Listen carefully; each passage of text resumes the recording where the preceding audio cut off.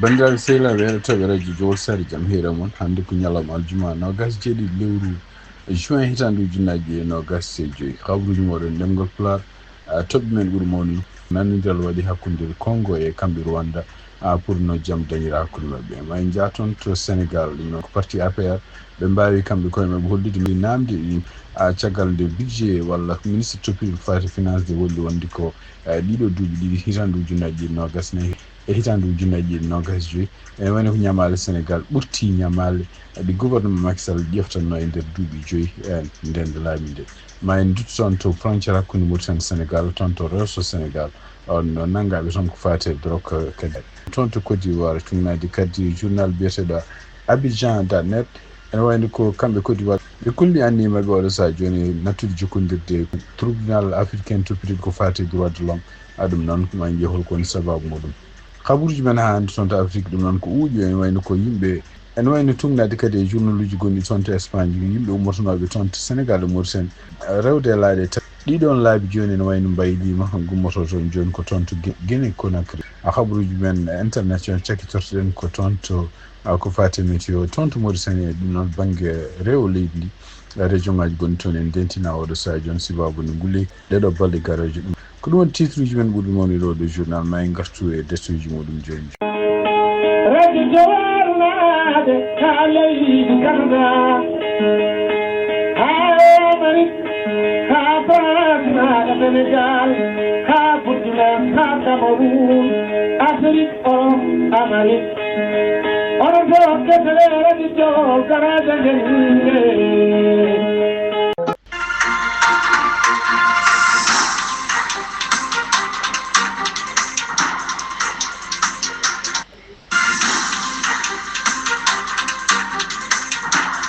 bandiraɓe sehilaɓe heɗotoɓe radio Jowol Sare jaam hiire moon ko guiɗoɗen d' abord ko habruji men international toon to Mauritanie tugnade kadi habruji gumiri toon to journal biyeteɗo Mauritanie Now ɗum noon ɓe mbi wonde ko département toppitiɗo ko fati météo ene rentina yimɓe wonɓe toon to nokkuji gonɗi banggue rewo leydi ndi ɗum noon ko région ngaji ko wayno Tris Zemour Adrar e en Chiri wonde ko ngulekima ko jogori ɓeyda tugui ñalawma hande ha fari balɗe garoje ɗe wiide mabɓe kadi ne wayno ko température ko ɗe ma wono e hakku capanɗe e jeegom ha capanɗe e jeetati degré ɗum noon ko degré ji Celsius toon to surtout guure ko wayno Attar ko wayno Agjouch e ko wayno Zoyrat eɓen dentini yimɓe foof yo ndeno no feewi ko fati kiɗen nguleki surtout yenno kadi eɓe ñaagui yimɓe foof ko ƴeftu kala peeje ɗum jogui pour beele noon ene gusta wonde kiiga ɗo nguleki yo jar ndiyam no feewi kadi yo gussu wonde lesnaki ɗum noon ko ɗum woni surtout yenno yimɓe wonɓe ñawuji won hen walla yimɓe nayeɓe walla yimɓe joom deedi en e sukaɓe ɗum noon kadi ko service gonɗo toon to météo kañum rentinta yimɓe wonɓe surtout diwnoji rewo banggue Mauritanie habruji men international ha hande toon to États-Unis puɗɗoɗen ene wayno ko kamɓe ministre des affaires étrangére mo États-Unis ɓe mbawi hande ardade jonde hono kamɓe hakkude mabɓe kamɓe leydi Rwanda e leydi République démocratique du Congo jonde nde ɗo kadi ko ɓeeɗo ɗiɗo leydi ɗiɗi beele ene mbawa signinde kayitaji pour jaam wona hakkude mumen ɗum noon ko haalluji puɗɗiɗi gila darorde hitande ujunnaji ɗi e nogas joyi taw ɗiɗon haalluji kadi ene wayni ko woni caggal muɗum ko kamɓe Qatar tugnade e nanodel ciifangal hande aljuma toon to Washington DC ene wayni ko kamɓe soldateɓe Rwanda wonnoɓe toon to République démocratique du Congo ene wayno ko maɓe jaltu Congo e kadi ene wayno ko leyɗel ƴewde hol peeje ɗe mbaɗata pour beele jaam no wona hakkude mabɓe kadi ne mbawa jokkodirde ɗon tan ko ngal ɗo jokkodire kadi ko kanko ministre toppitiɗo ko fate affaire étrangére mo Qatar Mohamed bin Abdelaziz bin Khalifa ko kanko woni ene wayno caggal ngal ɗo nanodiral ɗum no jokkodiral mabɓe e kamɓe États-Unis ko wawi wonde fof ene wayno ko toon to République démocratique du Congo ene wayno ko militaire uji naatini toon e leydi Congo pour ne kaɓa e yimɓe militaire uji Congo naaɓe ɗum noon kadi ɓiɗiɗon militaire uji mbiyen jaako e groupe wiyeteɗo M23 taw ko kamɓe Rwanda supporte ɗum ɗo fof noon ene wayno ko ɗiɗon militaire uji hayso jeeyako toon ko Congo ene wayno kadi ko yimɓe ɓe ganduɗa ɓe jaɓodirani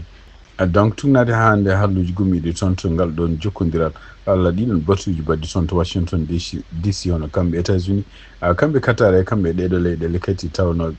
taw ko ene wayno Union africaine ne jeeya hen e Togo ne jeeya hen ene wayno ɓe cikki wonde ko hawnaki ngal ɗon nanodiral ko gueɗe celluɗe kadi ko gueɗe bawɗe wallude ɗeɗo leyɗele kontide jokkodirde habaruji men ha hande toon to Côte d'Ivoire e tungnaji kadi habaruji gumriɗi toon to journal biyeteɗo abidjan.net ene waɗi ko kamɓe Côte d'Ivoire ɓe mbi wonde ene wayno guippiɗital yaltude gomu Afrique to piriɗo ko fate haqqi innamade ɗum noon ko cour africaine des droits de l'homme et du peuple ɗum noon ko oɗo tribunal caggal kañum hoɗum nde ɗaɓɓali ummade kanko biyeteɗo Guillaume Soro ɗum noon ko ndeɗon ɗaɓɓadi ko ene wayno ko kamɓe oɗo tribunal ɓe mbi wonde ko ene wayno ko kala ko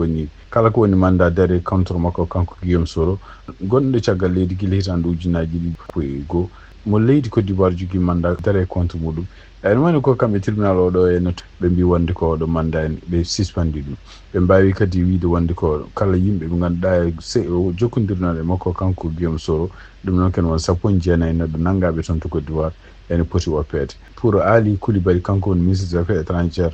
par intérim wi wonde ko ndeɗo ñaworu ummide toon to cour africaine o ɗum noon ko ñaworu politique e kadi ko hunde nde jaɓaka ko wawi wonde fof ene wayno ko kamɓe oɗo sadio joni beltaki ɓe mbi e nder leyɗele 30 jeeyaɗe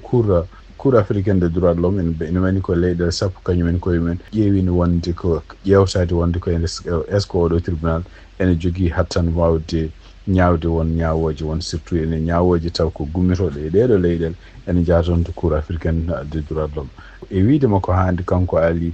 Coulibaly mbi wonde kadi nder ɗeɗon leyɗele sappo ene wayno leyɗele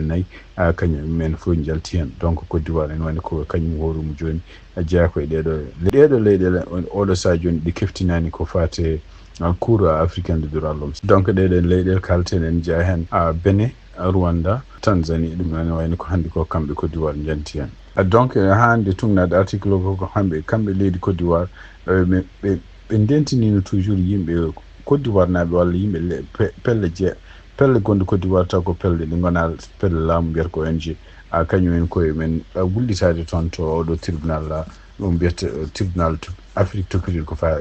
ko fati haqqinamade ɗum noon ne wayno oɗo saa joni ɓe wasde weltade ɓe mbi wonde ko kamɓe goni leydi nayyi ɓiiri jogorde kañum hoɗum riwtude godago oɗo tribunal toppitide ko fati droit de l'homme en Afrique toon to Sénégal hono parti APR ɗum noon ko parti mo kanko Macky Sall arduno ɓe mbaɗi dental mabɓe gadi kadi ko hollude mettere mabɓe walla kawisi mabɓe sibabunde nguɗo laamu kesgu gongu toon ene wayno ɓe wiide mabɓe wonde ko laamu ngu e nder duuɓi ɗiɗi ɓe ɗe tan ƴefti ñamale ken won donc kene ɓuuri milliard uji 10 francs CFA e ɗum noon wiide mabɓe ko ɗiɗo oɗo kalis fof ɗum ɗo fof koye duuɓi ɗiɗi ɗo hitande ujunaji ɗiɗi nogas nayi hitande ujunaji ɗiɗi nogas joyyi donc hande wiide mabɓe ɓe mbi wonde ko e nder hitande ujunaji ɗiɗi nogas e nayyi no kamɓe nguɗo laamu ene wayno ɓe ñamlima kene abbo e milliard uji 5 ɗum noon e nder hitande ujunaji ɗiɗi e nogas joyyi hay sindo hitande mayani ɓe ñamlima déjà kene abbo e milliard uji 6 ɗum ɗo fof hawri milliard kene ɓuuro milliard uji 10 francs CFA tungnade hande rapport o koɓe kaali tungnade hande communiqué mo mbaɗi mbi wonde koye duuɓi 5 cakkitono kanko ancien président Macky Sall ɗum noon e wayni ko haysinde wonde probléme uji kewɗi ene kawruno e ɗiɗon duuɓi 5 ene jeeya hen covid 19 bannoɗo e ɗiɗon duuɓi 5 ene jeeya hen guerre Ukraine Russie puɗɗinoɗo e ɗiɗon duuɓi 5 ene jeeya hen kadi montugol prix ene jeeya hen kadi projet ji kewɗi baɗanoɗi ene jeeya hen kadi haysindo laamu ngu ɗo kesoni continue ni wiya wonde kon won kalisaji ñamlaɗi ene cuuɗa kono ne wayno ko ñamale leydi Sénégal e duuɓi 5 cakkiti kanko ancien président Macky Sall ene wayno wonno ko milliard uji 10 toɓɓere 11 kono ne wayno e wiide mabɓe kan ko ɗiɗo duuɓi ɗiɗi surtout hitande ujunaji ɗi nogas e nayyi ko kamɓe laamu kesgu ñamale leydi Sénégal yettima ɗum noon milliard uji 4 e feccere hitande ujunaji 2 e nogas joyyi hay so hutande ko joni hetti heeɓi feccere ene wayno ko ñamale leydi Sénégal ndeɗo hitande ujunaji 2 e nogas joyyi yettima milliard uji 5 toɓɓere 6 ɗum noon so ɗiɗo duuɓi ɗiɗi ndendinama woni déjà ɓuuri déjà ko kanko Macky Sall duuɓi makko 5 cakkiti ko Sénégal ñamlino en pour ha wawa wadde projet ji muɗum ɓe kaali kadi e nder communiqué mabɓe waddi kadi ɓe ndiwsi no feewi ene wayno oɗo saa joni liberté ji ɗi ganduɗa kamɓe laamu kesgu mbaɗata surtout en ɗeɗo balɗe ɓennuɗe oɗo dumo no fof ko yiya wonde journaliste uji e yimɓe kadi jeenoɓe APR walla jeenoɓe noon e parti lundu no continue nanguede taw ko nanggugol politique ɗum ɗo fof noon ko communiqué jaltuɗe kamɓe APR caggal nde ɓe ndendi ñande nogas jeegom lewru juin hitandu junnaji ɗiɗi nogas joyi tugnare habaruji gomori ɗi toon to abuja hono kanko ancien président Macky Sall ene wayno ko invité spécial ɗum noon ko batum bangu toon ñande nogas joyi lewru juin hitandu ujunnaji ɗiɗi nogas joyi e nder kanko kadi konngol makko kadi teddinere mo toon ene wayno wawi kadi haalde ko fati en pelle afrique toppitiɗo ko fati e ngaalu hol peeje jog poti wadde e surtout kadi peeje ɗi poti wadde ɗe enen taw ko peeje ɗe kadi haysindo caɗele ni kewi e wiide makko kanko Macky Sall ɓe mbi wonde ko alay sago ɓe mbawa teddinde ko wiyete gardigu e ɗum noon kadi ɓe jogo ardiɓe africain ji taw ko kañumen koye men ɓe gardiɓe ene waɗi kolodiral gongal hakkude mabɓe kamɓe ardiɓe ɓe walla pelle goɗɗe ɗe ɓe liggotto e nder leyɗele ɗe ɗon ɗum noon ene wayno ko noddugol toon Macky Sall kadi ko ene wayno ko gueɗe kadi ndi ganduɗa en hawnaki ne fuɗɗima critiquede toon to Sénégal siftinde on tan ene wayno ɗo ndeɗo jonde ko jonde capantati e ɗiɗi ɓiiri toon to assemblée annuel fedde wiyetende Afrexim Bank ɗum noon ko ene wayno ko kanko Macky Sall jooɗiɗo toon to Maroc ko kanko invira toon to Abuja pour tawede nguɗo goto hande toon to Sénégal Mauritanie tugnade kadi kabaruji gumiriɗi toon to journal biyeteɗo Dakar Actualité won suka goto nangaɗo toon to Rosso Sénégal ɗum noon ko wuuro wiyetengo Diathiene ɗum noon ko commune Sénégal Rosso Sénégal commune Rosso Sénégal oɗo suka noon nanguira ko tawa mo jogui kanko hoore makko chanvre indien ɗum noon ko drogue taw kadi mo itti ɗum taw kadi ene wayno ko kanko hoore makko nanngugol makko kadi ko tawa ɓe keewi renseignement ji wonde ko kanko hoore makko o liggodirtu koye gese gonɗe toon to Mauritanie ɗum noon ko Rosso Mauritanie donc wawi wonde fof o nanggande tawa ko jogui kene wona ujunnaji ɗiɗi e temedde ɗiɗi e capanɗe joyyi kilogramme taw ko drogue ɗum noon e wayno oɗo sadio noon mono nangga habaruji men patuɗe wuuƴi oɗo sadio on tugnade kadi tugnade galleji jeyaniyankoji gonɗi toon to Espagne ɓe mbi wonde ko laaɗe jahannoje walla yimɓe yahannoɓe rewnoɓe toon to Mauritanie to Sénégal pour yaade toon to iluji kanari ɗum noon toon to Europe sibabu noɗo sadio joni contrôle kewɗo doole ɗum noon koye maaji Sénégal e Mauritanie ɗum noon ko ballodiral hawnaki communauté européenne ene wayno ko oɗo sadio joni wiyama wonde ko ɗeɗon ɗanle gummotono toon surtout toon to Mauritanie gussima kene wona 41% ɗum noon ko yimɓe aranoɓe ummotonoɓe toon to Mauritanie faade toon to île Canaries gussima kene wona 41% ɗum noon koye hitande duuɓi ɗum noon ko lebbi jeegom gadani hitande ujunnaji ɗiɗi nogas joyyi donc tugnade hande journal biyeteɗo provincia e mbi wonde ko ngolɗo gustugol noon firti wonde ko yimɓe ɓe to ndewanno to mbattira wayde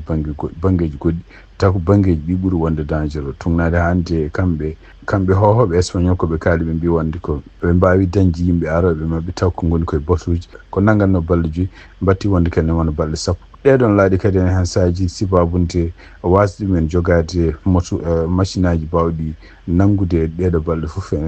warago no wawi nawde ɗumen ha e gueƴe mawɗo ko wayno océan atlantique finalement ko Mamanda Anderson tugnade no ɓe mbiri ɓe mbi wonde ko donc e nder koɓe kiisi ɓe mbi wonde ko yimɓe naaɓe toon to île Canaries ɗum noon biyeteɗo Anselmo